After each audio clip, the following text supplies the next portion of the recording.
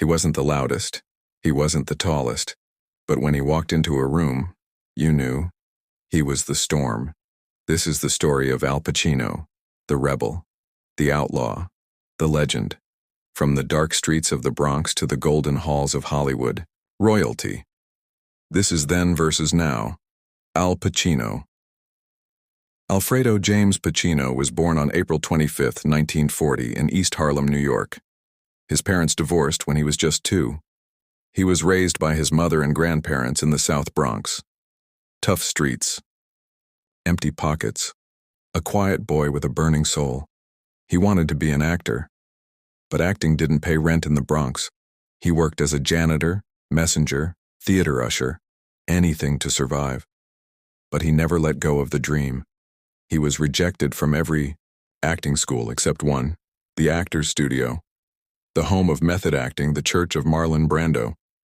And once Pacino stepped inside, everything changed. The year was 1972. A young, relatively unknown Al Pacino was cast in The Godfather as Michael Corleone.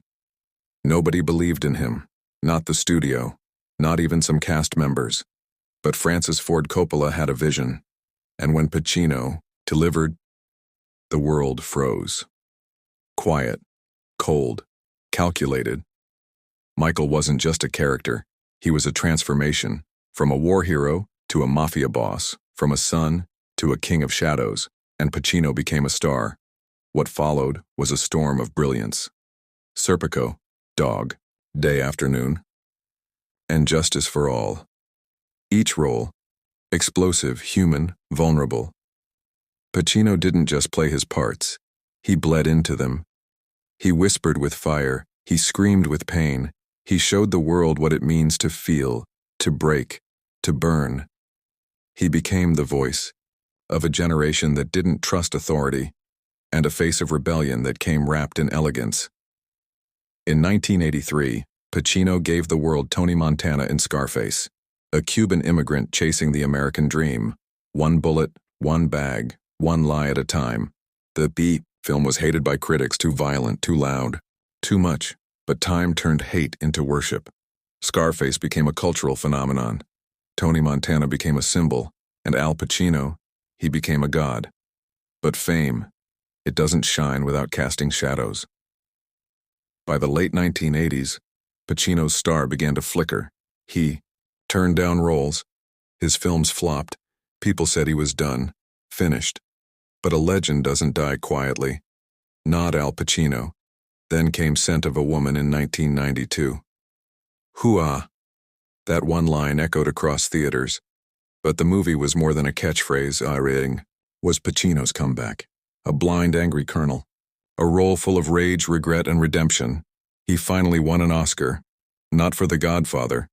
Not for Scarface. But for a role that reminded the world Pacino still had it.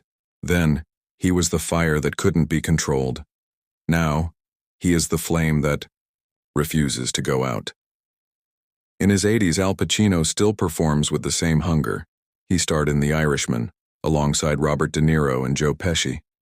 He gave us Hunters, showing he could still lead, still shock, still own the screen. Behind the camera, he's soft-spoken, humble, private. He never married, but he has children, a legacy beyond the silver screen. He doesn't chase fame, he chases truth. Even now, Al Pacino didn't become famous by playing it safe. He took risks, he lost, he rose, and through it all, he never stopped burning. From the shadows of the Bronx, to the lights of Hollywood, from Michael Corleone, to Tony Montana, to a man who changed acting forever.